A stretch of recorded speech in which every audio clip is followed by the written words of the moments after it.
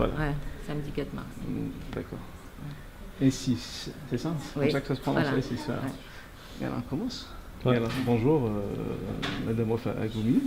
Nous sommes le samedi 4 mars. Nous sommes à l'école E6 et nous sommes aujourd'hui là pour parler un peu des résultats de votre enquête sondage réalisée par les étudiants de l'école sur la vente illicite des médicaments. Et vous avez recueilli les avis des professionnels, mais aussi des particuliers sur cette vente en dehors des circuits formels. Alors d'abord, quels sont les résultats de cette enquête sondage? Alors d'abord, je veux apporter... Merci d'abord pour votre venue chez nous et de couvrir cet événement, surtout qui a été organisé par nos étudiants. C'est des étudiants de deuxième année qu'on essaye de développer sur le plan communication aussi. Donc, c'est avec leurs professeurs de communication qu'ils ont fait cette enquête. Pour essayer d'apprendre à comment contacter les professionnels, les particuliers, etc. et pour se développer sur le plan professionnel, mais on essaye toujours d'avoir un sujet qui est en rapport avec leur métier. Donc c'est pas réellement un vrai sondage exhaustif au vrai sens du terme, c'est une étude sur le comportement du consommateur. Ils ont réalisé une enquête avec un questionnaire auprès des consommateurs et auprès des professionnels qui sont les pharmaciens. Donc c'est une étude sur un échantillon de combien? C'est une étude qualitative. Pour les particuliers, il y avait 178 répondants. Pour les pharmaciens, il y avait 60 pharmaciens qu'ils ont contactés en direct et 8 pharmaciens via Internet. Donc vous aurez le détail des résultats au moment de la présentation de leurs résultats. Quels sont les principaux? Alors les principaux résultats, ce qu'on voit comme tendance, il y a une corrélation entre les pharmaciens et les particuliers en ce qui concerne le prix du médicament. Ils considèrent que le prix est toujours cher. C'est pour ça que les gens vont vers un circuit complètement informel. Ils considèrent aussi les particuliers. Les particuliers, je pense qu'ils n'ont aucune idée du danger couru par rapport à l'achat de ce médicament. À partir du moment où le médicament est conditionné dans une boîte, ils pensent que c'est un médicament de qualité. Ils ne pensent pas du tout que ça peut être... Ils ne sont pas conscients. Donc il faut réellement une grande sensibilisation du grand public à ce sujet. Ce qui nous a étonnés, c'est souvent des jeunes. La majorité en moins de 30 ans. Plus de 80% en moins de 30 ans. Donc c'est un peu étonnant et ça veut dire qu'il faudrait qu'on passe cette information par l'éducation, par les grands médias, par les réseaux sociaux. Il faut utiliser tous les moyens dont on dispose pour informer que c'est pas parce qu'on voit une boîte qui est conditionnée correctement et si on l'achète à l'extérieur, elle a réellement la qualité qu'il faut, etc. Et ils ne sont pas conscients que le médicament est exclusivement vendu normalement par le pharmacien. La vente est réservée exclusivement aux pharmaciens et c'est strictement interdit et c'est très dangereux, surtout extrêmement dangereux. Justement, que disent les pharmaciens par rapport aux médicaments qu'ils vendent sans ordonnance? Eh bien, justement, il y a aussi, là aussi, vous allez le voir dans les résultats, il y a une tendance comme quoi l'obligation de la présentation d'ordonnance pour certains médicaments de prescription est aussi un problème pour la vente des médicaments. Parce que, et ça se retrouve au niveau de l'enquête particulière comme au niveau de l'enquête des pharmaciens. Les deux pensent que justement l'obligation de présenter l'ordonnance est limitative. Parfois, il y a aussi certains médicaments. Mais bon, ça c'est la réglementation et c'est normal, c'est élémentaire. Et parfois, les particuliers préfèrent aller acheter le médicament sans ordonnance. D'accord. Dites-moi, madame, l'idée de faire cette enquête sondage, je pense qu'elle n'est pas fortuite. Elle n'est pas venue du hasard. Parce qu'actuellement, ça fait l'actualité en ce moment. Il y a des saisies de médicaments vendus de contrebande. Voilà. Absolument. On peut dire qu'elle n'est pas fortuite ou en même temps, c'est une coïncidence parce que tous les ans, on essaie de faire travailler nos étudiants de deuxième année sur un sujet en rapport avec leur métier futur. L'année dernière, on a travaillé sur les produits, les médicaments contrefaits et cette année sur la vente illicite. Et c'est vrai qu'aujourd'hui, c'est un sujet qui s'impose et c'est un sujet qui n'est pas uniquement propre au Maroc.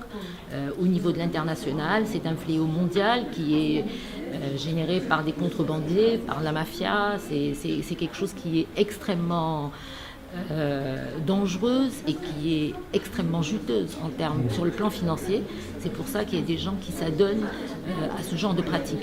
Et il faudrait absolument qu'on sensibilise nos jeunes, surtout nous, on forme des professionnels qui vont être un chaînon important de cette chaîne de médicaments. Il faut qu'ils soient conscients de cette problématique et essayer de les faire réfléchir en dehors des sentiers battus de l'enseignement académique. Il faudrait qu'ils aillent vers le terrain et comprendre ce qui se passe aussi par rapport à cette réalité.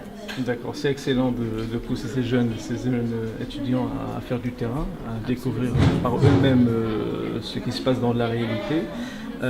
Justement, ça nous pousse à poser la question. L'école supérieure d'ingénierie de la santé et management de projet, elle existe depuis quand? Parce que je vois des profils nouveaux. Absolument. Donc c'est une école... manière nouvelle de voir les choses. Absolument. C'est une école qui existe depuis 2011. On a démarré réellement depuis 2012. Mais cette formation, elle est récente, même en France. Elle existe depuis 1999. J'ai été à l'initiative aussi de la création d'une filière de cette formation à l'Université de Montpellier, à la faculté de pharmacie. Et depuis l'avènement de Sa Majesté le Roi Mohamed VI, avec toute sa vision et tout ce qu'il est en train de faire pour l'Afrique et pour le Maroc et ses coopérations sud-sud, l'idée s'est imposée à moi depuis fin 2008 de commencer à réfléchir, à faire un transfert d'expérience et d'expertise vers le Maroc, mais pas vraiment, m'installer au Maroc, mais pour la région. Pour vraiment la région. Donc on forme des spécialistes dans la conception et la production des médicaments. On forme aussi des spécialistes, des méthodologistes pour l'évaluation médicale, coordination des essais cliniques, data management, biostatistique. On forme aussi des gens dans l'environnement santé, c'est quand même un peu plus ouvert que toutes les autres industries, pour l'évaluation des risques chroniques environnementaux et sanitaires et la mise en place des plans de gestion de risques. On a aussi des formations dans le management hospitalier, dans le marketing des produits de santé. Et prochainement, on est en train de monter des formations de cycle d'ingénieur dans le numérique et santé, parce que le numérique s'impose à nous au niveau de nos métiers. Et on essaie d'apporter de l'innovation et d'être toujours à la pointe de l'innovation avec nos partenaires européens, comme l'Université de Montpellier, comme l'ISEP et l'Université de Lille. Pour ces filières inédites, vous n'avez pas trouvé de problème pour l'accréditation? Actuellement, non, on n'a pas trouvé de problème pour l'accréditation au niveau des formations d'ingénierie de la santé.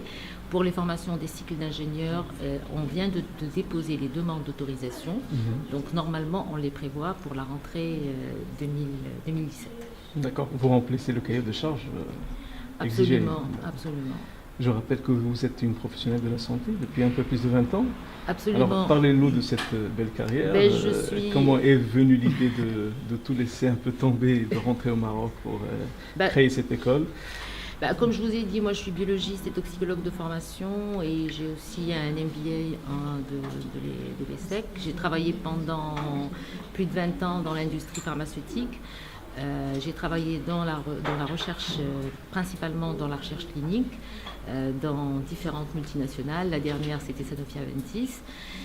Et j'avais toujours à cœur de développer ces métiers parce qu'ils ne nécessitent pas un investissement lourd en termes de recherche. Par contre, il faut des compétences en termes des compétences humaines, comprendre la réglementation, comprendre la méthodologie. Et pour moi, une médecine qui ne se met pas à niveau à travers les essais cliniques, elle est amenée à se mourir ou à devenir un petit peu obsolète.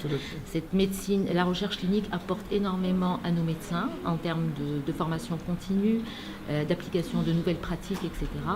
Et c'était ça, moi c'était ma spécialité et c'était ça qui m'a animée pour pouvoir faire ce transfert d'expérience et d'expertise pour le Maroc et pour la région.